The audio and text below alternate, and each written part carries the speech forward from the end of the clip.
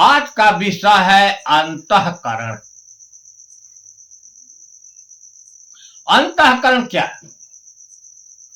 अंतःकरण क्यों कहा गया है, हम अब विचार करें। अंतःकरण का मतलब होता है, अंतः माने भीतर, करण माने क्रिया करने वाले। जो भीतर क्रिया करने वाले हैं उनको अंतःकरण। भीतर का मतलब इस शरीर के भीतर, उसी अंतःकरण को मन, चित्त, बुद्धि, अहंकार नाम से कहा जाता है। शास्त्रों में वर्णन है, जाना जाता है। हम अब अंतःकरण के बारे में भीतर झांक कर देखें कि वास्तविकता में मन है कि नहीं, चित्त है कि नहीं, बुद्धि है कि नहीं, अहम भाव है कि नहीं। इन सबों का संबंध प्रकृति से है। कबीर साहब ने कहा कि माया ते मन उपजे। अगर मन की उत्पत्ति माया से है तो बुद्धि, चित्त और अहंकार की उत्पत्ति भी माया से होगी। या जिसको चेतन की माया शक्ति कहते हैं। शास्त्रों में कहीं को योग माया से कहा गया है।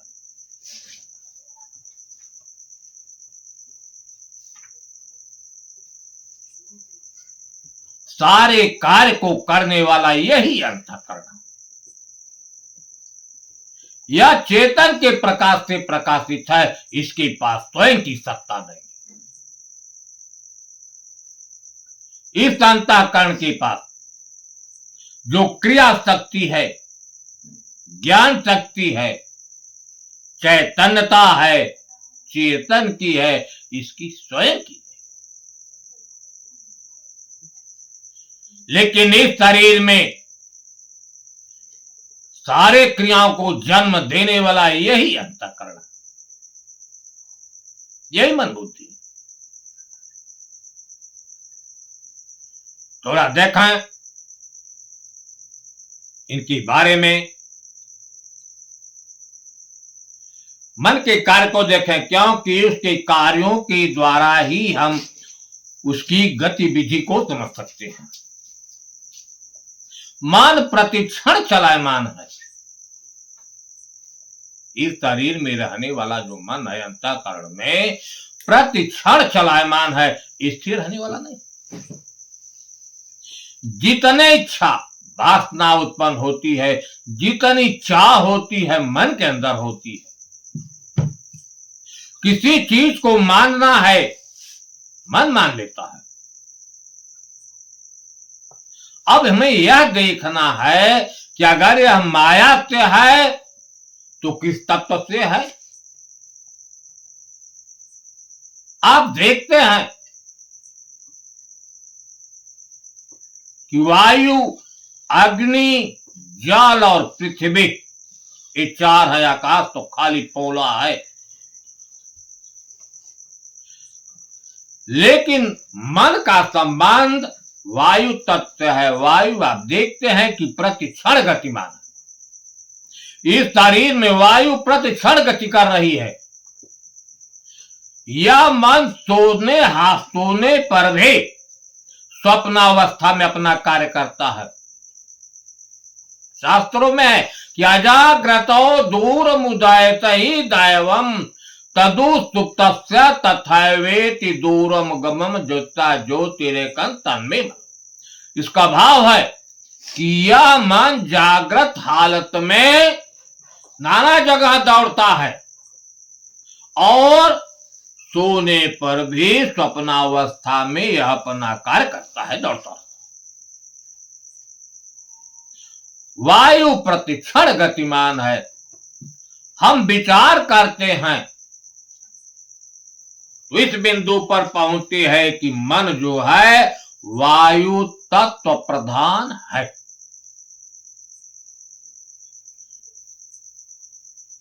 इसके बाद चित्त है।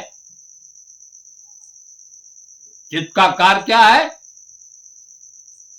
कि हम जिंदगी में जो कुछ देखे हैं सुने हैं सब चित्त रूपी यंत्र में टिप है, संग्रहित है।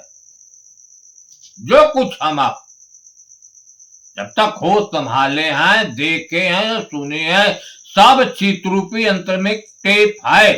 सारे कर्मों का लेखा जोखा चित्त रूपी यंत्र में टेप।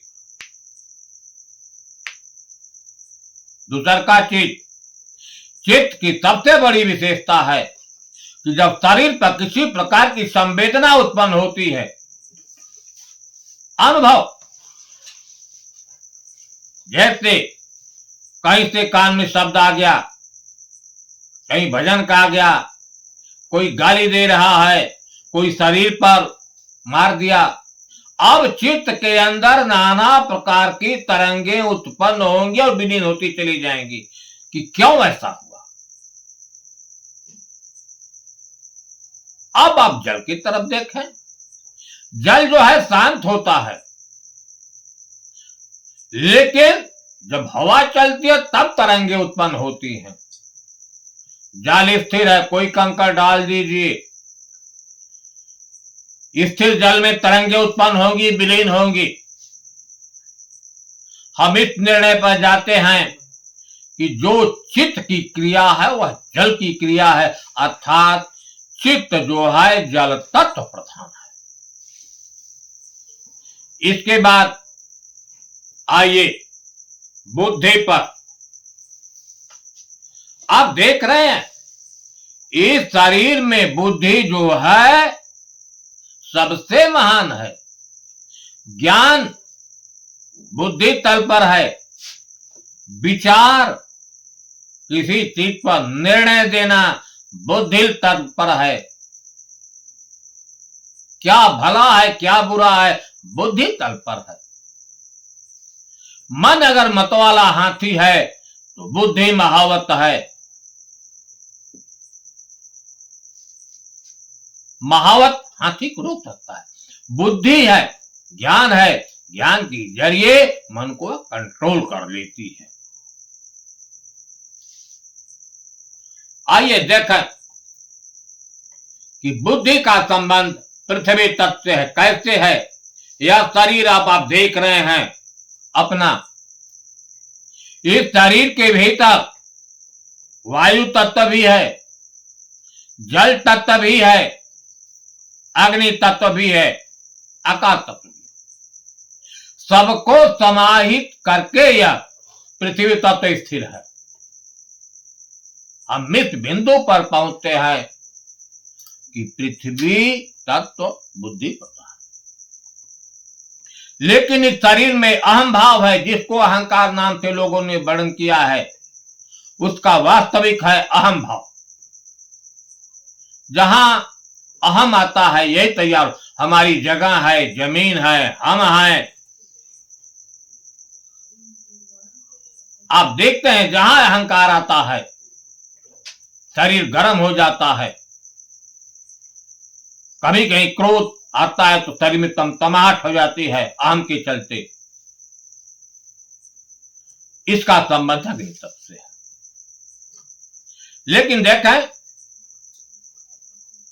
इस सारे शरीर को चलाने वाले, कार्य रूप में परिणित करने वाले यही मन और बुद्धि है, यही अंतःकरण है, और उसको करने वाली यही 5 ज्ञानेंद्रियां और 5 कर्मेंद्रियां हैं।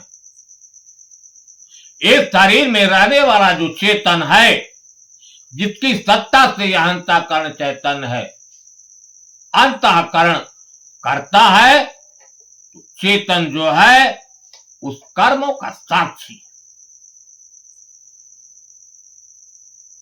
अब जान लें,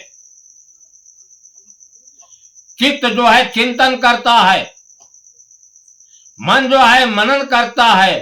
किसी चीज को मानना है तो मन मान लेता है, निर्णय बुद्धि देती है, और अहंकार जो है उसको स्वीकार कर लेता है कार्य रूप में। यह अंतःकरण की स्थिति है। सभी शरीरों में मन चित्त बुद्धि अहंकार, क्योंकि सारे कालों को जन्म देने वाले ये, इसमें रहने वाला चेतन जो है उन कर्मों का साक्षी और दृष्टा। लेकिन अंतःकरण के पास स्वयं की सत्ता नहीं है, वह चेतन की ही सत्ता से चेतन होता है। अंतःकरण के पास अर्थात मन चित्त बुद्धि अहंकार के पास जो ज्ञान शक्ति है चेतन की है, क्रिया शक्ति चेतन की है, चेतनता चेतन की। यह स्थिति अंतःकरण यानी इस शरीर में मन चित्त बुद्धि भीतर क्रिया करने की वजह से इनको बार बार अंतःकरण के नाम से संबोधन कर दिया जाता है, लेकिन वास्तविकता में यह है मन चित्त बुद्धि और अहंकार ही।